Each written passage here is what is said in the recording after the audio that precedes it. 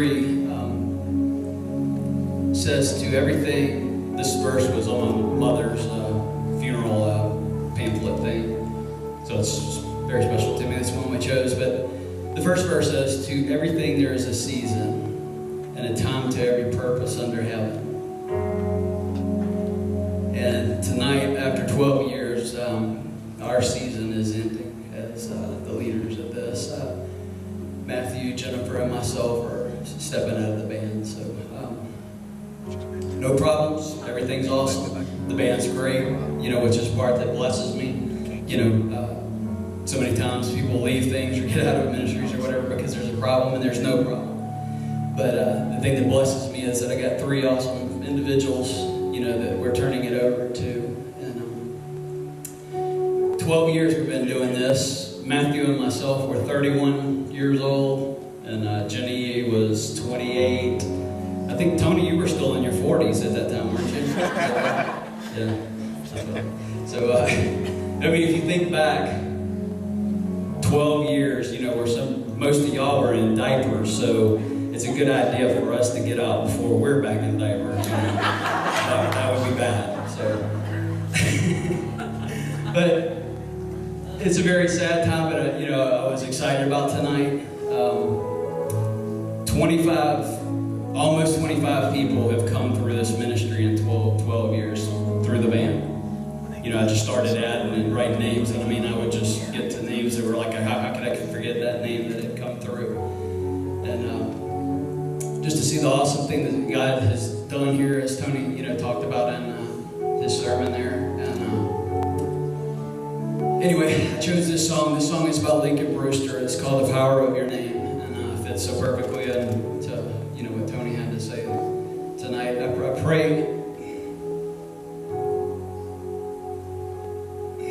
pray in my 12 years here, in our 12 years, as I said, Jenny has actually served longer than I have. She was in a couple months before I ever got started.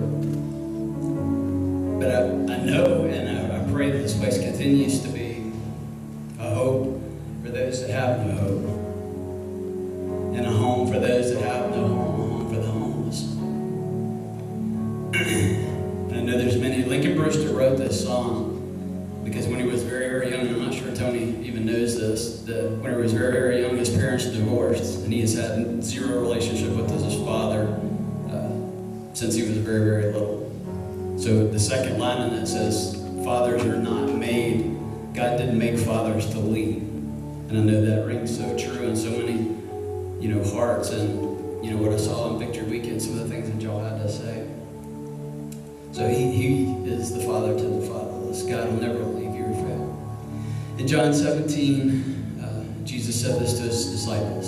He says, I will remain in the world no longer, but they are still in the world, and I am coming to you. Holy Father, protect them by the power of your name, the name you gave me, so that they may be one as we were one. While I was with them, I protected and kept them safe by the name that you gave me. None has been lost except the one doomed to destruction, so that the scripture might be fulfilled. He's talking about Judas there. I'm coming to you now, but I say these things while I'm still in the world, so that they may have the full measure of my joy within them. I have given them your word, and the world has hated them, for they are not of the world any more than I am of the world. My prayer, again, this is Jesus, is not that you take them out of the world. This prayer is not that we don't suffer the loss of fathers, that we don't suffer the tribulations that we go through. He says, my prayer is not that you take them out of the world, but that you protect them from the evil one. They are not of the world as I am not of this world. Sanctify them by the truth. Your word is truth. As you have sent me into the world, I have sent them into the world.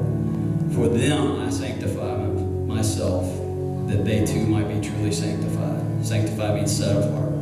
If you're his, you've been set apart for a service. So pray as we go through this,